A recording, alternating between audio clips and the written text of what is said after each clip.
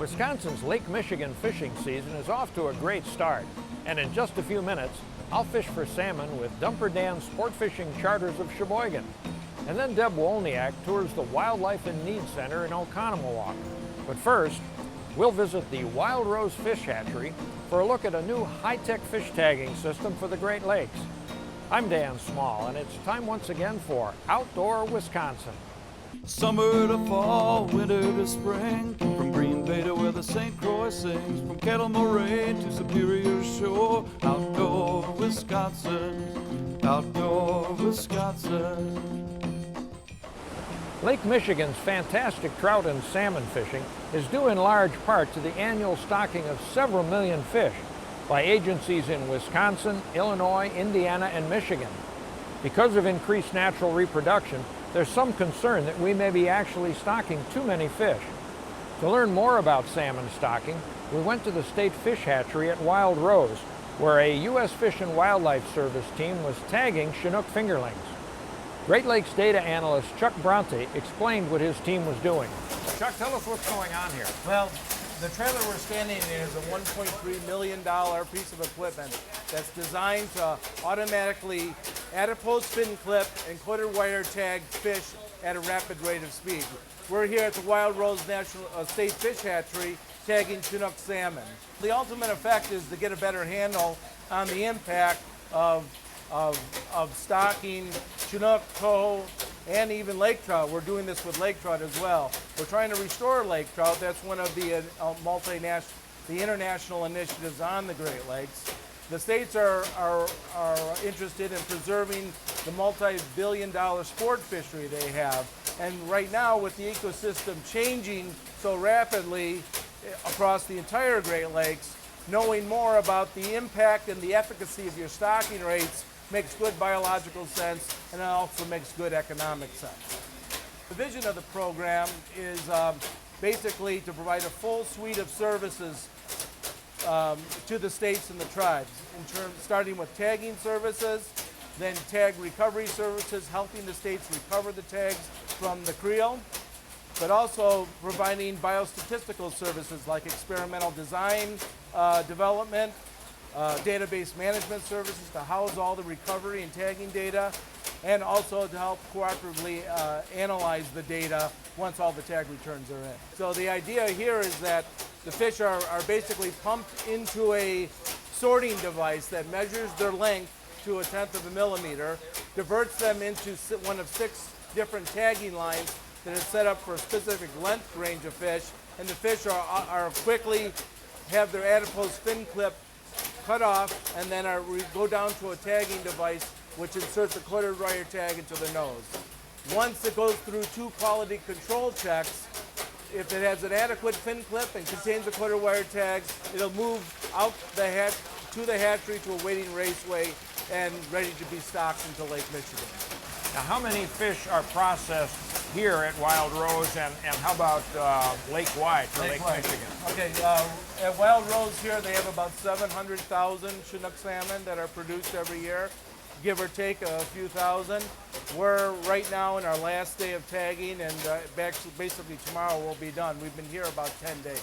We can process about between 70 and 90,000 fish a day. As far as Lake Michigan goes, and the whole program, we're actually tagging all the Chinook for Lake Michigan and Huron on the U.S. side.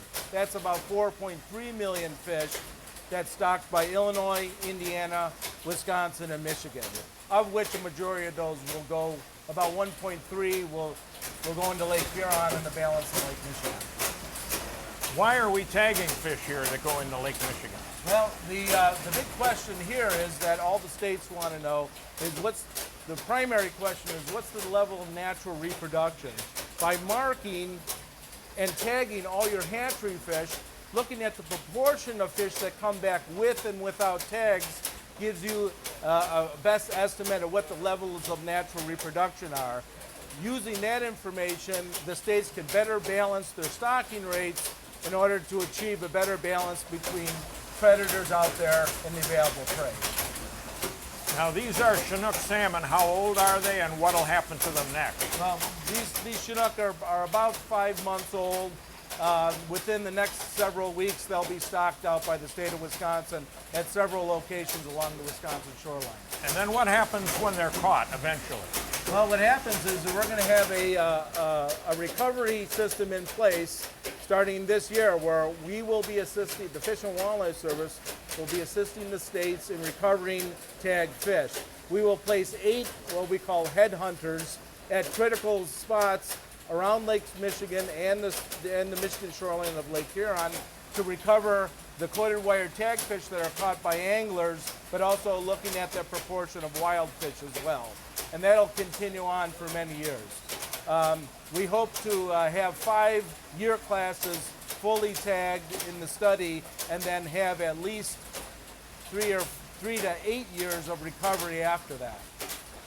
When the fish are recovered from the field, we have a laboratory set up at the Green Bay Fish and Wildlife Conservation Office where all the heads that are cut off from the fish in the field can come back to our lab.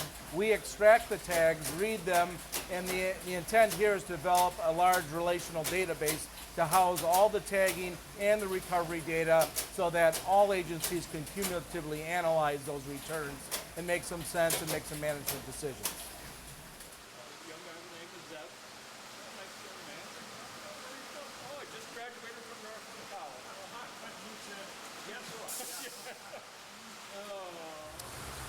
The Wild Rose Hatchery role has been to stock trout and salmon in Lake Michigan for almost 40, 50 years.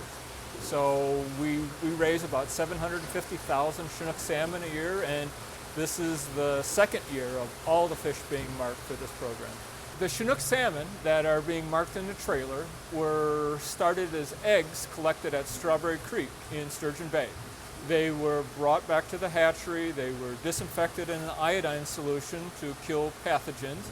They were incubated, hatched, and reared initially in the cold water building at the top of the hill. Then when the fish reach about 250 fish per pound, or about 2.5 inches long, they're transferred from the building to these pavilions where they're in now. Then they're thinned just a couple weeks before they start marking to get the proper number of fish for each particular code. For this year, 2012, I believe there are 9 different codes of Chinook salmon that will be stocked in Lake Michigan. And the code will be specific for which hatchery it came from and which location, though some locations may be lumped. As an example would be the fish in Manitowoc and the East and West Twin Rivers will probably all be one code. The fish that will be stocked in near the Oconto and the Menominee River in Marinette County and Oconto County will be one code. But there are other places that will get a single designation, such as Strawberry Creek in Sturgeon Bay, the Root River in Racine. Milwaukee will probably get its own code. The state's role in the process is to provide the fish, help with the marking, though our help is very minimal, and help with interpretation, collection of heads, possible interpretation of data. It's really minimal, but the state is getting a maximum amount of information from it because all the information we get from this operation will help determine the proper stocking rates in Lake Michigan for years to come. What we're seeing today isn't important on a day-to-day basis, but it's really important long-term for us to get the best balance of predators in Lake Michigan. If we don't know what's being produced naturally in some rivers, or if we don't know what's immigrating from Lake Huron into northern Lake Michigan, we could easily overstock the Lake Michigan. We could collapse the forage base, and we could end up with a very minimal salmon fishery, and no one wants to see that. It's done tremendous over the years. The state, all the state agencies have really balanced their stocking as best they can to match the forage. And these are very new times with all the invasive species, the zebra mussels, the quagga mussels, the rough, and it's just one more piece of the puzzle with all these new species, we can't keep stocking the way we did in the past. So this is really bringing all the state agencies into the modern era of information. You can't make good decisions without good information. And so this is very important for providing us with good information.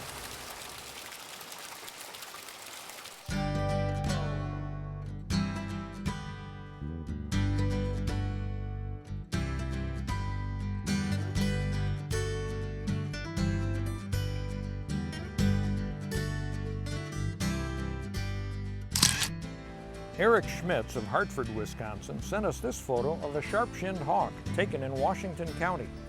Visit mptv.org and click on Outdoor Wisconsin to email us a photo of your favorite Wisconsin scene. Wildlife rehabilitation centers provide care for orphaned and injured wild animals, and they also help educate people about wildlife. The Wildlife in Need Center in Oconomowoc was founded in 1994 by former Outdoor Wisconsin producer Nancy Frank. Today, the center cares for more than 2,000 animals each year. Deb Wolniak visited the Wildlife in Need Center and got a tour from Wildlife Education Coordinator Leslie Keel.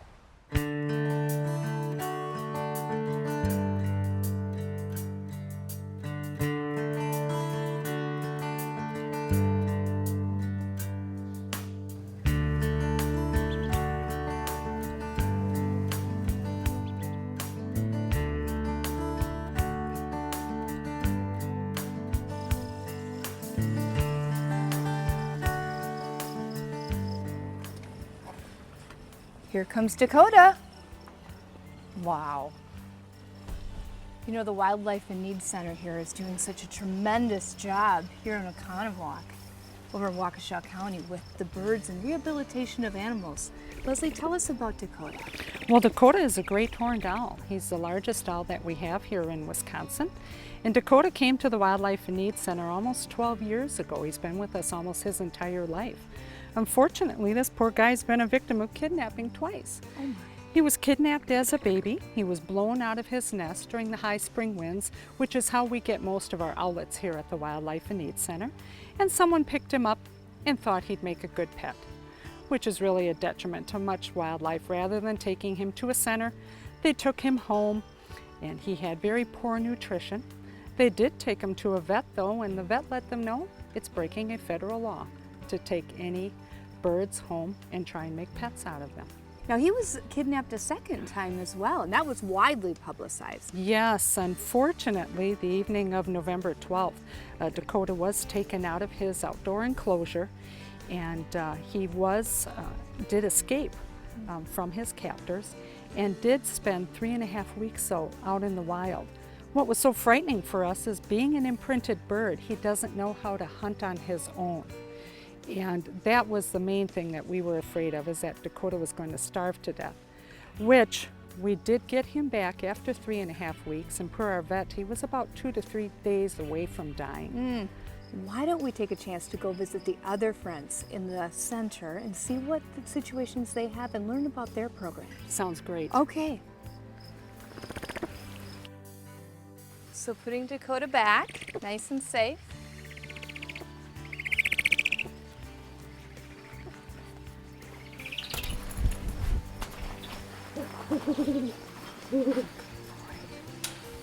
Well, one thing is important. Security in this area is highly important for your organization.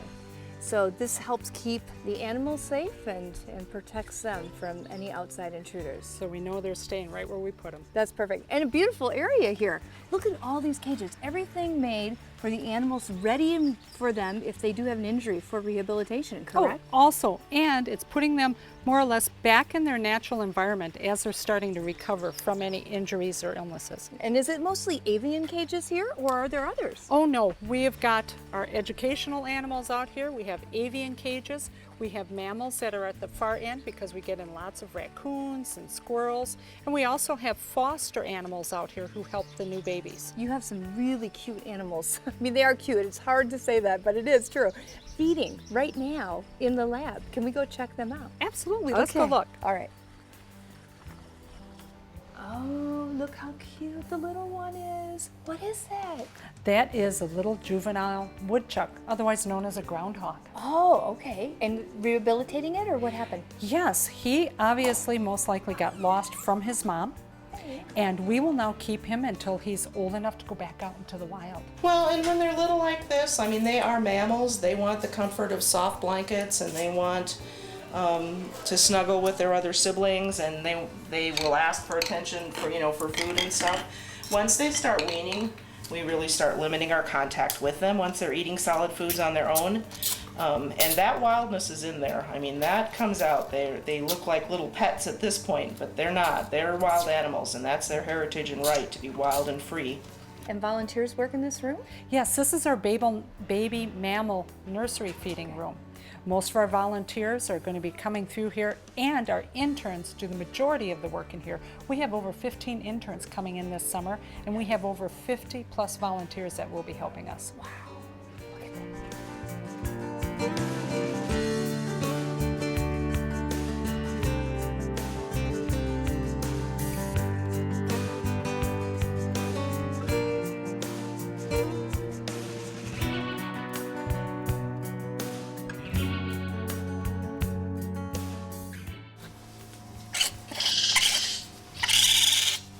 Through the year, we'll see like 140 different species of native Wisconsin wildlife. So, and we handle and deal with them all. Once they get to a certain age, after their eyes have been open and they have been bottle fed for a while, we will start them on some more solid foods. And basically that starts the weaning process, and they start to eat a little more solids on their own, and that's kind of when you start to have less contact with them until they're totally eating on their own. And then they're not being bottled anymore, and they definitely become more aggressive and use a lot more caution when handling them. Oh, he's probably 2 days old at the most. Yeah, he or she was found all by himself walking in somebody's yard, so somehow got separated from mom and the rest of the kids as she was taking them to water. So we've got lots of other little orphans that he will fit right in, so he'll have a new family. We are in the Wildlife and Needs condition enclosure, and currently right now we have a red screech owl in here who is being conditioned to be released. He came to us after being hit by a vehicle. He had an injured eye, it was actually punctured, and then he also had a broken wing. He's been with us since about January, and he has been in this flight enclosure for about a week and a half, building up his flight muscles and making sure he can hit perches appropriately with that one eye, and he is doing wonderfully out here. So we're hopefully going to be releasing him in about a week. It can be hard sometimes, especially when you're dealing with an orphan that you've raised to adulthood to be released, but when you have an injured adult like this that came in, it's really exciting to get them back because that's just where they want to be.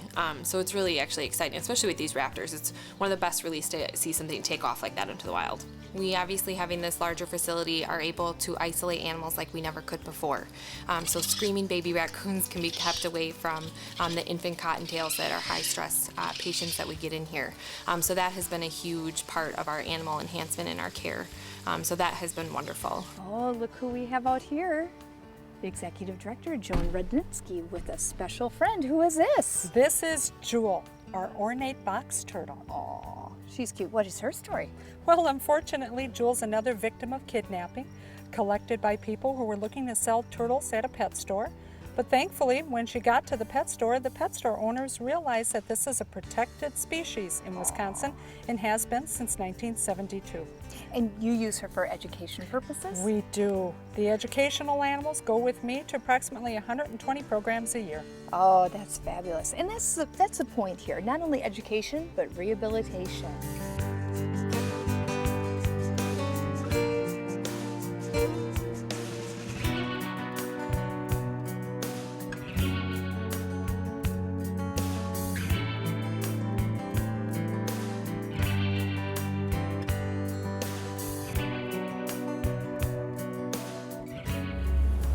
Going out of the port of Sheboygan today with Dumper Dan Sport Fishing Charters, once again to fish Lake Michigan, and joining us again is Ken Balistrieri. Ken, we've done this many times, haven't we? Yeah, we have. 3 or 4 times here, probably 8 or 9 altogether. All right, and you brought your kids, Alex and Jessica, along again, but a new face too. Yeah, I brought my aunt, Melissa, Littlewood. She came up from Florida, flew up from Sarasota. and she's here to catch the first one. All right, well, we'll put her up first and see how she does. Great, that'd be awesome. Let's get them. Our captain today is Matt Thayer, and our first mate is Russell Gahagan. Now, Matt, we've been out with you many times as first mate, and this is your first year actually captaining a boat, right? Yep. I worked for Dumper for 8 years as a first mate for Dumper himself, and he trained me well. So this past winter, he sent me to get my captain's license, and it was good. It's a good year so far. I'm really enjoying the seat rather than the back deck, especially on rainy days like today. Yeah, well, great. Well, what can we expect today? We haven't had some weather come in. It's been stable until now. As always, there's a change when we come out. Yeah, it seems to be kind of standard procedure for when Outdoor Wisconsin comes. We get a curveball thrown, but we're fishing a harbor area. We've been seeing a lot of really nice king salmon, fish up to 28 pounds, and in the last week we've got them up to 27 pounds. So that's what we're looking for, nice kings. And this is the beginning of their spawning run, so we're catching the front edge of it. So we're looking forward to a good day. All right. All right, lean right up against the back there.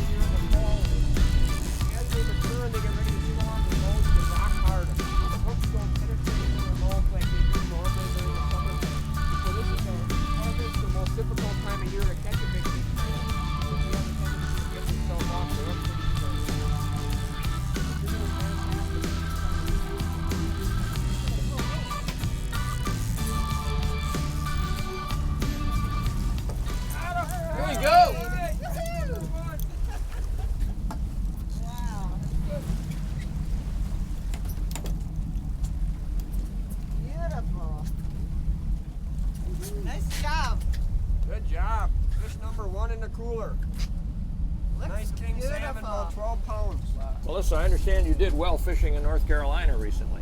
Yes, I fished for Red Drum on the International Women's Fishing Association tournament in Oriental, North Carolina. How'd you do? I actually did very well. Got about 6 of the Red Drum, anywhere from about 45 to 50 inches. So ended up winning the tournament. Wonderful. Yeah, it was great. Now, how does sat fishing compare to what you just did here? Well, this is, we're moving, first of all, and that's a little bit different. This is, of course, down deeper, and but quite as exciting for this type of fishing with the salmon. All right, well, if we go through the rotation, you'll catch another one. Great, looks like Jessica's up next. All right. Go, Jessica.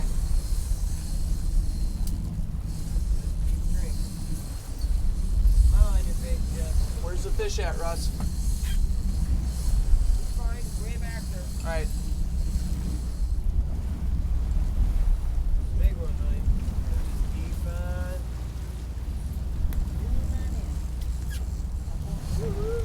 Nice one. Okay, lift your rod up slow and gentle off. Now reel him down with the rod. Reel. Now lift him up slow again. Nice, Jessica. Ready? Up. Just lift up. Yeah. There you go. Big king salmon Great here. job. We're gonna come right in the boat. This one. Look at that. That's a big one. Wow. Great Nice job. That's a big one. Nice job. Russell was telling me this morning that bait wasn't going to catch anything. I told him to stand back and hold on to the rod. Look at that. Good job, Jess. All right, your brother's up now. Stage the fish are by their color. Like this one's a little bit. Okay, Alex.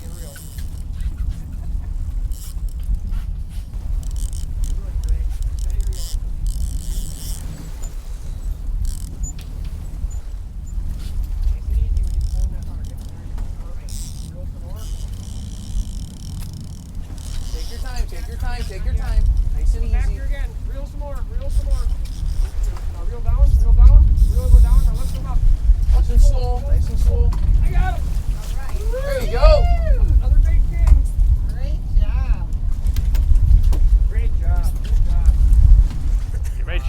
at that one. What do we get, Russ? King salmon, 14 pounds. You made quick work of that fish. Yep. Good job. And that's a nice fresh king too. It's a little silver on it. Here, we'll get it in the box. You got it, Russ? Yep, got him. All right. Got it.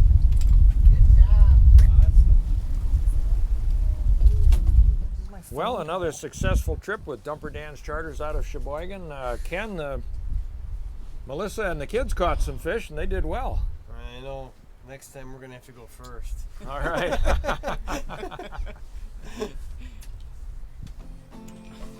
Jack Abrams has been the show producer for Outdoor Wisconsin for all 28 years of our historic run. He has also been the producer and director of many other MPTV shows and specials. Jack is taking his retirement this year, and he will be missed. Thank you, Jack, for everything you've accomplished at MPTV, especially Outdoor Wisconsin. Well, next time, Deb Wolniak joins volunteers from the Parks people as they remove invasive honeysuckle and buckthorn from Greenfield Park. I'll hunt pheasants at the Highlands Hunt Club in Cascade with staff members from St. Joseph's Hospital in West Bend, and we'll turn the clock back to 1988 to fish for rainbow trout in Alaska. I'm Dan Small. Join us again next week for Outdoor Wisconsin. Outdoor Wisconsin. When the work in life is way too much, when you're in too deep and way out of touch, lace up your boots and get out of town. Take a walk in the wild or sit down and listen.